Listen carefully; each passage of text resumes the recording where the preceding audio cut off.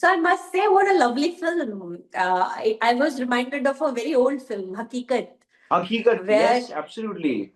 Absolutely. yeah, In which was, fact, if I'm not mistaken, there's even a photo from Hakikat which is used in the film to show Dharamji as a younger officer. Or if I'm not mistaken, it's from Hakikat or from another army war film which he had done in the 60s when he was a younger man. But Hakikat is one of my favorite films as well, and Sriram sir is also a huge fan of Hakikat and has a poster of Hakikat which Dharamji signed, in fact, in his office. And also, he's a big fan of both Chetan Anand and Vijay Anand. I think they're both filmmaking heroes for Sriram sir, and really, really like. So it's continuing a wonderful tradition of films like Hakikat and the beautiful films that Dharamji was a part of that we love so much. because a war film that talks about peace. I feel that any Yeah. war film is not a good film unless it talks about the costs we pay. Yeah. Yes, then Was it's a that the it's primary attraction for you for this role? yes, the primary attraction for me was the opportunity to work with Sriram Raghavan sir and to be a part of such a beautiful story. And of course, the fact that it was a film with such a beautiful theme. And I wouldn't call it a message because art should ideally not have a message. It should be more than that. It should, because otherwise it runs the risk of becoming didactic, you know. And I think the theme is one of humanity. It's a humane film, it's a kind film, and it's a film with its heart in the right place. And that for me was the true like icing on the cake, as it were. That this film also happens to happens to say something which I believe in very firmly and strongly, and I just feel honored to have been a part of it. How was it to sort of deal with tanks? And was it like being in a toy store, or was it a very complicated machine to understand? How was it for you? I think it was a bit of both. It was a very complicated machine to understand, and also at the same time it was kind of like being in a toy store, because for us it's quite kind of like when we were there's always been a fascination with action films since I was a kid, and to be a part of one was truly a dream come true. But also it did come with a great deal of responsibility in understanding the mechanics and the nuts and bolts of how a tank operates. And I think one of the most important things for us was we went to Ahmednagar. I went to Ahmed. Actually, I joined the film in August of 2024, and they had already been shooting. So before that, Agastya and all had done a very comprehensive and full-fledged NDA training, which is, let me tell you, not an easy task at all. It was a very, very difficult thing, and I have immense respect for the fact that Agastya and Kailash and Aryan and some of the younger actors did actually go through a proper full-fledged NDA training. It's something that tests the endurance of an individual, and that is the purpose of it. But you know what? When I joined the project in August of 2024, the first thing we did was to go to Ahmednagar, which is where the Armored Corps resides. And in Ahmednagar, I would say I did maybe like 1/4 or 1/5 of what Agastya and all did in terms of the NDA training. I did a very basic kind of training. It was myself and the tank crew, the actors who played the members of the tank crew. We did PT drills, march past, a lot of military activities, also a radio communication class, understanding how the nuts and bolts of a tank works. Also, this thing called a tank simulator, which is a sort of a computerized mechanism by which you can understand how to fire a tank, how to aim, how to reload, how to shoot again, these kinds of various things. And also, we also got to drive a real tank, which was one of the most surreal experiences. Let me tell you, when I was driving the real tank, I was literally pinching myself to see if this is a dream or if it's actually happening. Because, and also at the end of it, after that, we were all joking to ourselves that we're going to go back to Bombay and brag to all of our friends that we drove a real tank. Like, how many people has anyone met that has driven a real tank? And so it was a truly illuminating experience, the tank training, and also trying to understand the nuts and bolts of a tank, and trying to make the tank an extension of one's own body. And they should have had a lived in quality. It should have been that basically it should have seemed as if this is a mechanism which I operate every single day, and I'm so fluent and comfortable in it that it literally is like an extension of my body. The tank, the same way a sailor, the kind of relationship a sailor would have with his sailing vessel, with a boat or a ship, the same way I sort of looked at the tank in a similar kind of way. Your character is a bit of a badass, I would say, but a pragmatic badass, unlike Yes. Agastya's more greenhorn. Yeah. So, how fun was it to play? You get to say some of the coolest dialogues about Kismet and all. How fun was that, Vivan, for It you? was it was a lot of fun. It was a great deal of fun, and it was also you know what? Actually, I based the character a great deal of it on my father's older brother, General Zameeruddin Shah, who actually fought in the Battle of Longewala, and he in real life is quite a badass. Wow. He's a very he's a very dynamic personality, and I really sort of drew on that a Hmm. great deal. And also the real life Captain Vijendra Malhotra, who himself was a badass and an extraordinarily charismatic and very interesting and cool person. You know, he is someone who really, Hmm. I never, of course, got to meet him, unfortunately, but I studied his photographs. Hmm. I studied the Hmm. information that I received about him in the research. And let me tell you, there was a great deal of information, a great deal of very interesting anecdotes, things about him, which gave me a lot of insight into who he was as a character and how to play him, you know. Hmm. I've tried my best to authentically depict him in as truthful and honest a way as possible. Obviously, I'm not going to be able to do 100% accurate job. That is, I think, the job of an artist is to, in a sense, fill in the blanks of what one doesn't know with the imagination, with the observation, with one's learnings, and with the craft and art of acting. I think that's our duty as actors. But really, as you said, this is the first Hmm. time I've really got to play a sort of badass kind of character in that sense, a really dynamic and Hmm. smart and cool kind of figure. And that for me was Hmm. a real blessing. That was one of the great joys of playing Captain Vijendra Hmm. Malhotra. Your scenes are set in the army. You didn't get to meet Dharmendra ji, or did you get to meet him on sets? No, unfortunately, I didn't get to meet him because firstly, our storylines didn't intersect. They almost took Yeah, place yeah, in yeah. two parallel timelines, two different timelines in a sense. And it's one Hmm. of the great regrets of my life that I didn't get to meet Dharamji, who's one of my heroes and who's also a hero for my father Hmm. because my father grew up watching his films in the early 60s from Hakikat and Phool Aur Patthar and so many of those Hmm. wonderful films of the early 60s. Dharamji, to my father, was Hmm. really a sort of Herculean figure, a screen idol, as it were. Your parents went and watched the movie. What was their reaction? Because They really, really loved it. They were very proud of my work in it, my participation in it, and they liked that I played a different kind of character, and they really loved the film. They loved what the film is saying, Hmm. and the theme of the film, as I Hmm. had mentioned earlier, that you said it's an anti-war film. Essentially, it's a humane film. It's a kind film. Hmm. It's a thoughtful film, and that's what really touched their hearts very deeply about the film.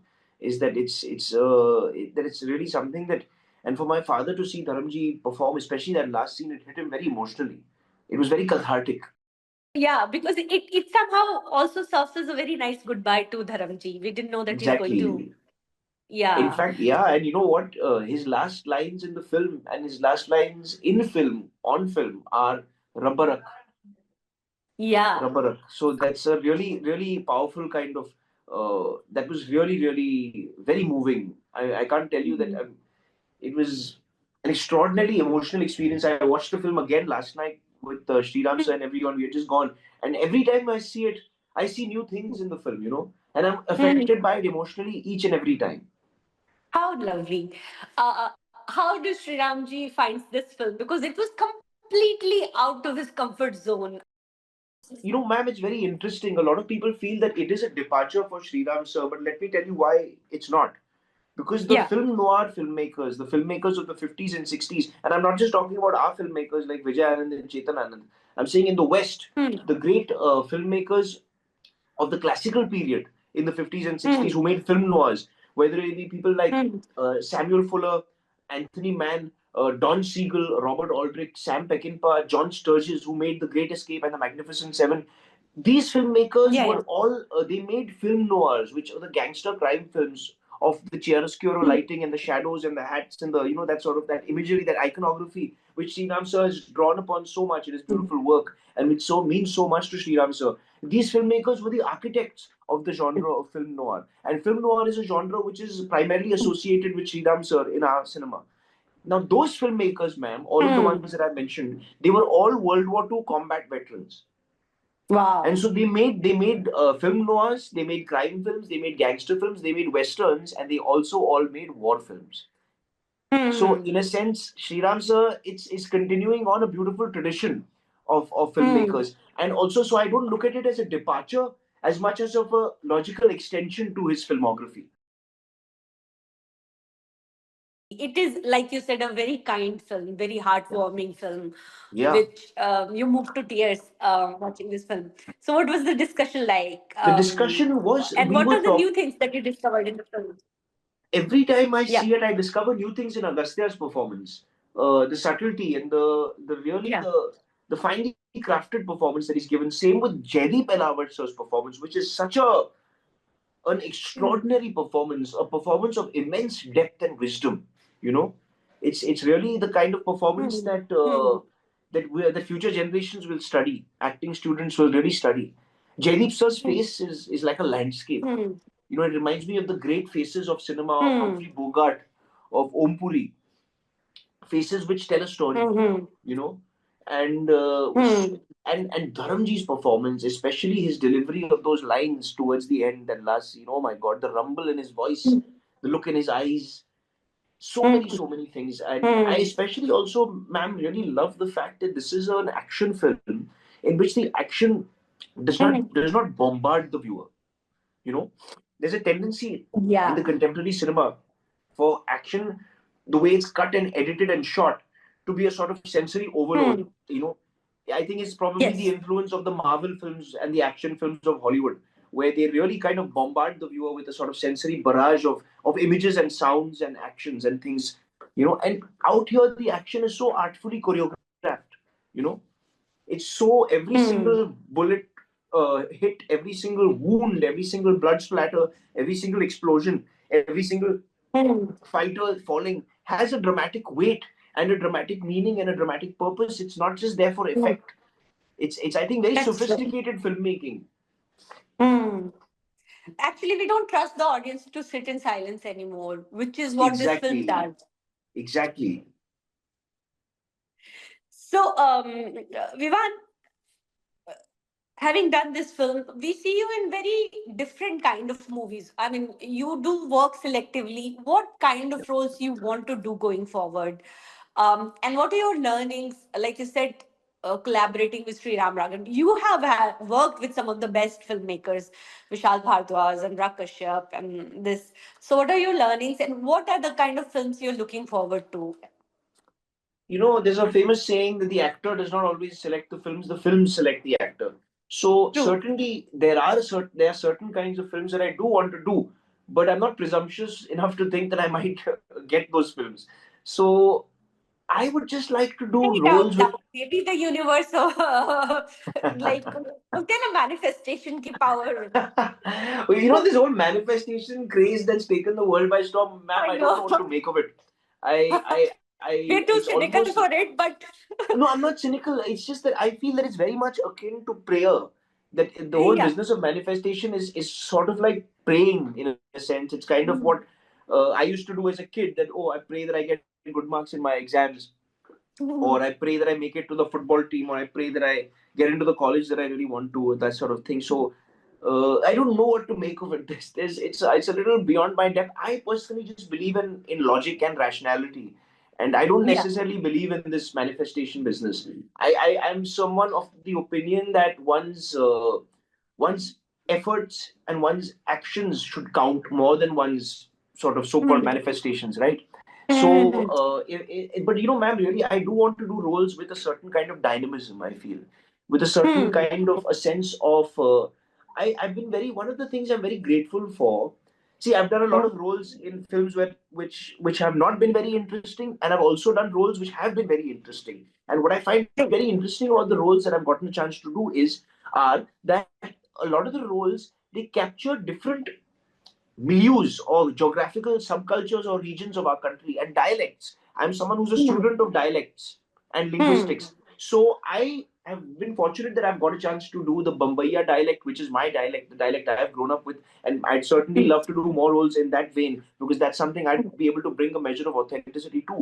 But I've also been very fortunate that I've also had the opportunity to do the Bihari dialect in a film like Court Mm. or the Mm. Awadhi dialect, which was in my last release in Galiyon Mein. And that for me Mm. was a fascinating experience. it really made me understand our own country and our own culture in a deeper way. Hmm. When I spent 2 months in Bihar and I spoke in that language, in that dialect, I feel that Hmm. I got a deeper understanding of what makes our country. The various Hmm. the sort of the texture of our country, the texture of Bihar in itself. You know, Hmm. and same thing with UP, with the Hmm. Awadhi dialect, because UP, although हालांकि मैं बम्बई का पला बड़ा हूँ, UP खूनो खून में गूंजता है, because my ji father's ji. from UP. So Hmm. I have observed that dialect a great deal within my own family, and also I did boarding school up north, so I've met those kinds of characters. So I hope, Hmm. man, that I get to do different kinds of dialects, represent Hmm. different kinds of regions. There's certain dialects which I'm not very familiar and fluent with. Like, for instance, if I had to play a Delhi boy, I don't think I'd do a Hmm. very good job because I don't know that culture very well. I don't know Hmm. that dialect and that lingo very well. If I had to play a Punjabi boy, I don't know if I'd be able to do it very well because I don't.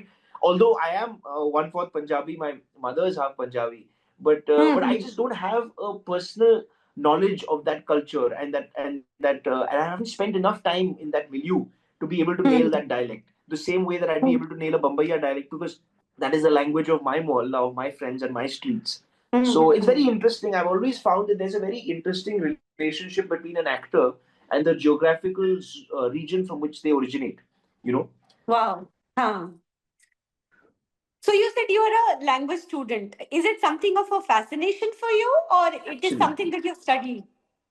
Well, Oh, it's okay. something that I have not really formally studied.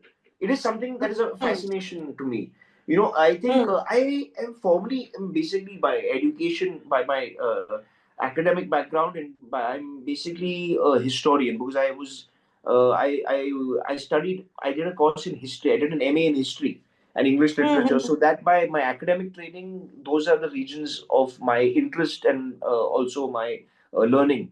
But I never did a formal Hmm. course in linguistics, but certainly working with my parents, I developed a decent grasp over Urdu, Yeah. and I can understand Marathi and Gujarati. Hmm. But also, ma'am, a lot of the learning has been from Hmm. observation, from the streets actually, from my friends. My understanding of the Bombaya dialect and my Hmm. understanding of Maharashtrian culture Hmm. does come from my Hmm. everyday life, as it were. You said it was an action film. So I am deducing that you have been a big action movie buff as a fan. So what are the movies that like really that have sort of brought that fascination in you? One of them is The Wild Bunch. And that film is actually referenced in Ikkis when I think Agastya and his friends are going to the theater to watch a movie.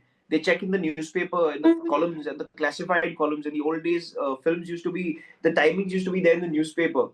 Before Book My Show and all that. Mhm. I remember in Yeah, my yeah. childhood, it used to be like that.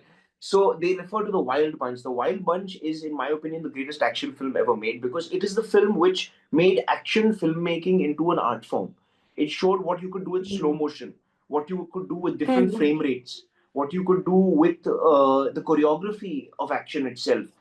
That film, Once Upon a Mhm. Time in the West, which is the great culmination of the Sergio Leone spaghetti westerns with Clint Eastwood, starting with Fistful of Dollars, For a Few Dollars More, and The Good, the Bad, and the Ugly, which of course everyone loves, the famous tune. Yes. And then he made a film called Once Upon a Time in the West with Charles Bronson and Henry Fonda, and that is, I think, one Mhm. of the greatest achievements of filmmaking. For me, that's like one of it's almost like the Sistine Chapel of cinema. That film, it's a towering Mhm. achievement. Then the classic war films like The Guns of Navarone, Dirty Dozen, Where Eagles Dare, and so many other films. The Great Escape, The Magnificent Seven, which is another lovely western, and also Mhm. some of the older war films. The filmmakers, I would just implore the audience, to the viewers, to watch some of the films of the filmmakers that I had mentioned, like Samuel Fuller, who was a war veteran himself and who made a lot of very interesting war films. He made a film called The Steel Helmet, Merrill's Marauders, China Gate, which is not the Rajkumar Santoshi China Gate. This is this is I another China understand. Gate, Yeah. and so many other one, the Crimson Kimono film noirs he made. But his action films and his facility with action was particularly interesting. Don Siegel, his facility with action. Sam Peckinpah, who made The Wild Bunch, was the first person. Actually, I think he was one of the first filmmakers to show blood on screen Wow. in a rather graphic kind of way. His films were very violent for their time. But Don Siegel, Sam Peckinpah, these are all the filmmakers that I am a real student of, whose films that I've studied. And and really and been influenced by also. You had a great connection with Agastya, and With of course Agastya, there is yeah. Sikandar, and there is Rahul. Rahul All four Dev, of you so stand many out. people. Hmm. Kailash, Aryan, wonderful bunch of young actors. Also, all the tank crew. The tank crew, the Hmm. actors who were part of the tank crew were so committed to their. Oh my God, their dedication to their roles was Hmm. truly phenomenal.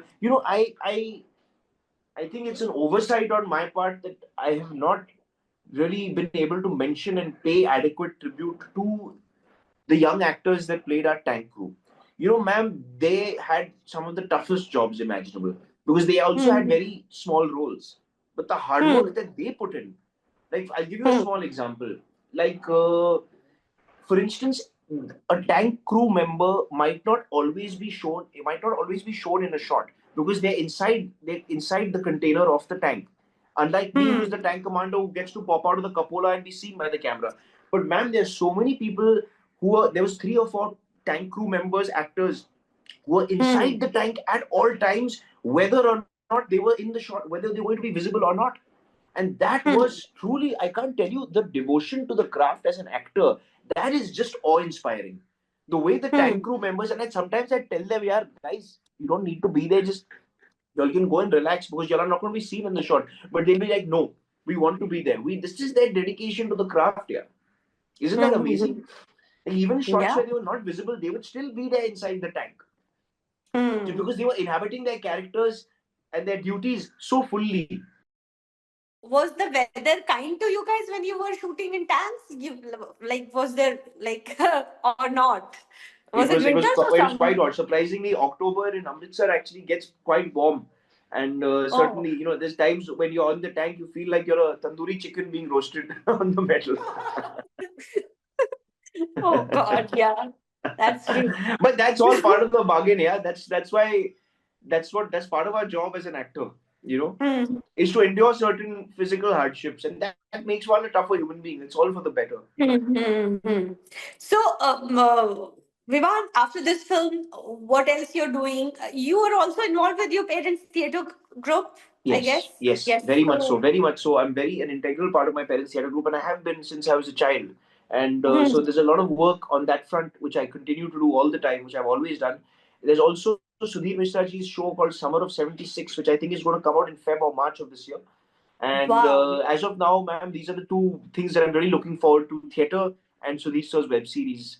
And So right now, I'm also currently you are shooting for something which I can't actually, it's not been no, no, I announced understand. formally, so I can't really disclose that. But that's also been going on at the same time. I'm almost wrapping that up. So I'll be able to share more news about that once that is made official.